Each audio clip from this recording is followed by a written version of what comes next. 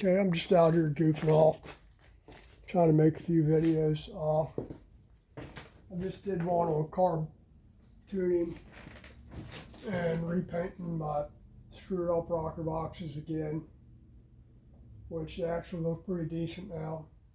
Paint's drying on them, which means I'm going to have to cure them again, but they are turning out fairly decent. So this bike came with drag pipes on it, and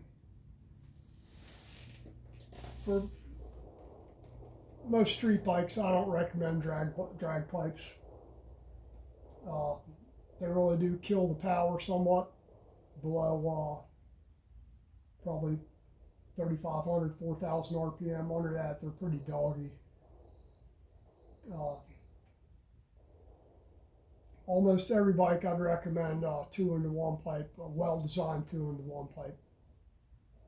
Well-designed, that's the key words there. But since this isn't really a street bike anymore, it's going to be dedicated track bike pretty much. We're keeping the drag pipes on there. They have their place, just not so much on the road. What we found out years ago was I always liked the 2-into-1. You could put one on there and feel the difference down low and in the mid range. It just made gobs more power. Came on the pipe sooner, so to speak. So I always like using them. Plus, I like the sound of them. Drag pipes sound good too, but I think when we first got a dyno, ran a guy's, it was either a Softail or an FXR or something like that. It was a big twin, but guy had drag pipes on there, and ran them. Got a number. I don't remember what it was. Just say 60 something horsepower, because it wasn't built. It was pretty much a stock bike with an air cleaner on it and adjustable ignition module. And torque curve sucked. That power curve really sucked. It kind of hit the throttle at like 2,500 RPM, and it'd go, ooh, and then slowly raise back up. But it did raise up quick once it started going under the pipe. Once it got up to about 3,500 RPM, shot up pretty good, which fool you into thinking it's making really good power really soon, really quick. It's not. Like I said, it fools you. So took that pipe off, stuck I don't remember what 2-into-1 it was. It was 2-into-1, probably, man, I don't remember what it was. Thunderheader maybe. Stuck a thunderheader on there. Between the drag pipes and the thunderheader made over 20 more horsepower. And just say 2,000 to 4,000 RPM range. Meaning that from 2,000 to 4,000 RPM, the guy with the thunderheader is going to leave the guy with the drag pipes. He's just going to be way out ahead, gone. But even on top, the drag pipes made, maybe 1 or 2 horsepower more, but at like 6,000 RPM, so that guy with the drag pipes still would have lost on that thing. That being said, I've had guys argue that using this logic right here, that drag pipes are the best because that's what drag bikes use. Without considering that at no point in the RPM are you below 4,000 RPM on a drag bike, ever. You want to keep it in your rev range, say from 4 to 7, or 4 to 75, or 4 to whatever you're revving to. So for a street bike, that's pretty much nothing. When I did first drag bike I ever did, we started off with a Super Trap 2-into-1 on a 1200 Sportster, and tried all different kinds of ways. Tried it with open baffle on the back, tried more plates out the back with an open baffle, tried more plates, I think 24 plates with a closed end plate, and you'd gain, every little move you make, you'd gain a little more power, slightly more, pretty much with no end cap on it, with nothing but the baffle in there. It made the most power with that until we took the baffle completely out, so you pretty much had a super trap open megaphone, and that really cleared it out. It's rejetting it, everything. You're rejetting it at the drag strip, not on a dyno. So quarter mile, you're tuning for mile an hour anyway. What mile an hour you can get the most out of for every little change you make in the tuning.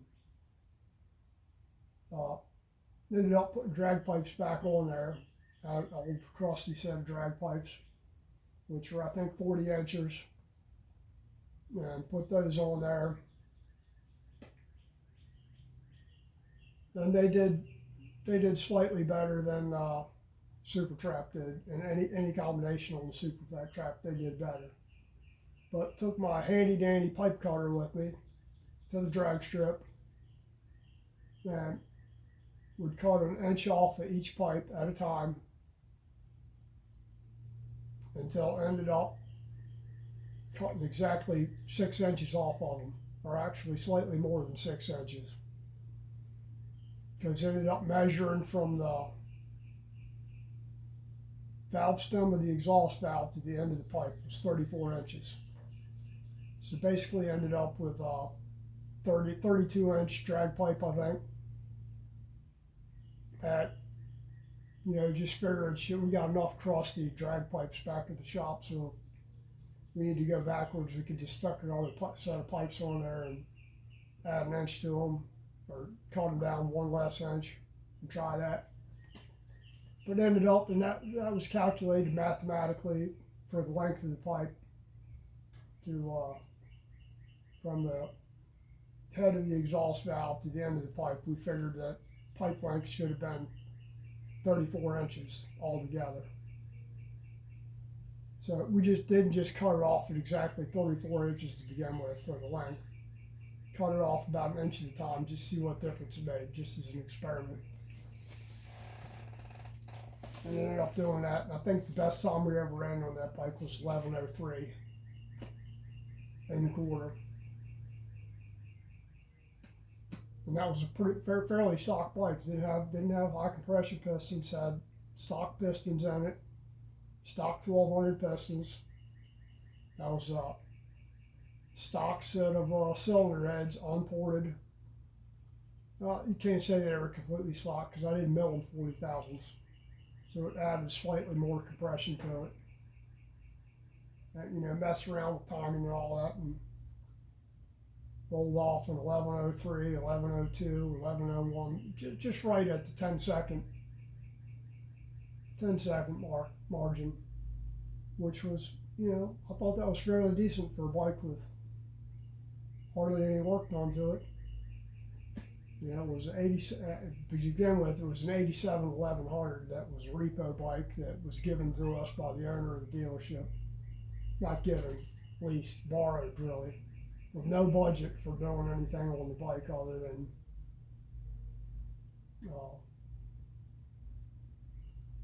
gaskets and shit like that. Nothing really high performance, just gaskets and whatever used parts we scrounge up out of the shop there.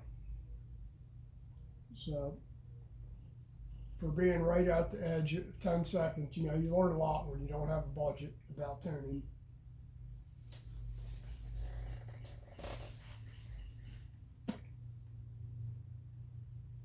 But did have a bar on that bike, wheelie bar, Tango, I think it was. Yeah, it was a Tango bar. And I converted the rear wheel to an 18-inch using a sun rim and spokes for the Harley hub. And it was already a chain drive bike, but did change the gearing on it.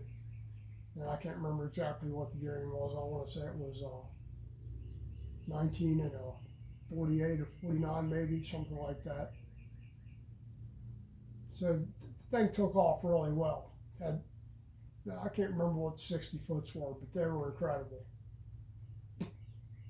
even the 8th mile good. So in bracket racing, when you take off that hard, looks like you're really bailing down the track there. So a guy on a quicker bike is going to get nervous because he sees that bike taking off like that. He's like, oh crap. So a lot of times those guys with red light, or you could just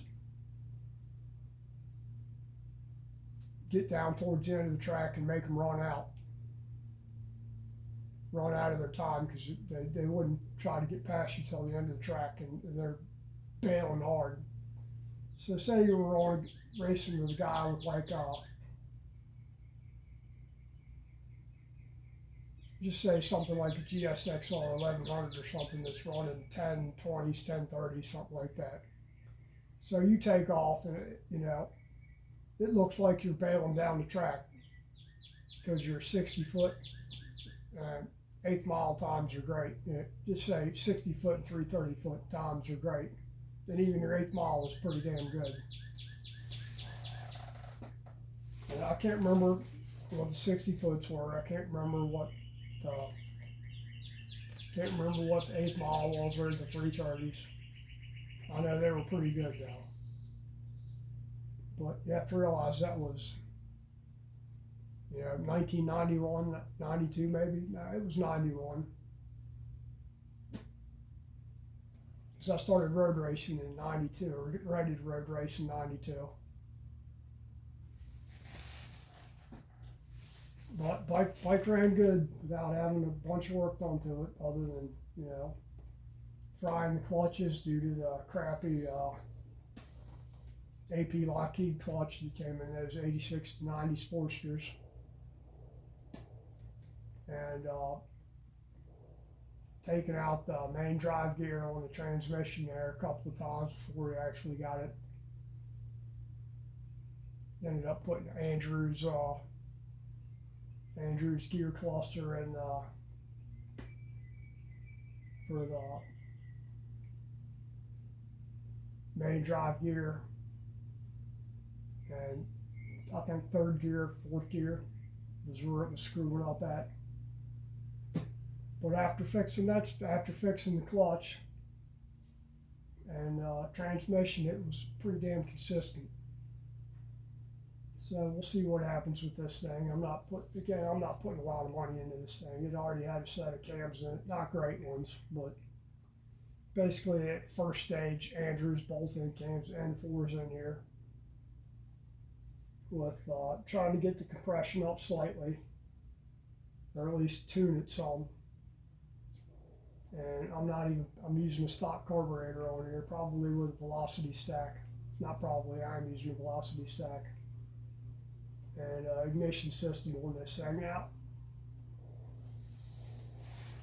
this was my son's bike. When I took the ignition system out of this thing, I never really checked the dip switches on it.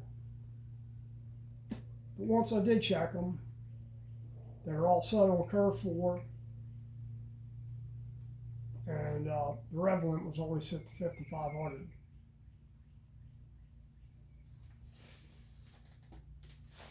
So I'll set the rev limit probably at 65 on this thing to begin with, and depending on if I have enough scratch to put some valve springs in there, I probably might set it at 7. It'll handle 7,000 RPM.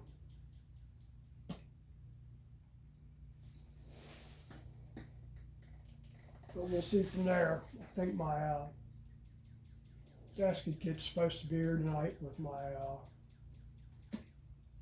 top end gasket kit, like a little bit Fender based gaskets. I don't know what time, but they're supposed to be here. My ring set will be here next week sometime. Ring set with something else. I ordered an extra primary cover gasket for when I swapped that out on this bike, when we swapped the primary covers out to the black one. But that's it for that. Just thought I'd go over some of this stuff. I know this one's going to be pretty long because I'm just out here flapping my gums. Probably going to go in the house now and drink some coffee and put some eye drops in my eyes because I still have to have eye drops in there until implant is completely healed. Which I'm not supposed to be lifting anything heavy or really doing any kind of work now, which I'm not, other than painting, which isn't extremely hard work really. So that's it. Thanks for watching. Thanks for subscribing. If you guys like my content, please like, share, subscribe, comment, all that jazz. Appreciate everybody. Thank you. Have a good weekend coming up.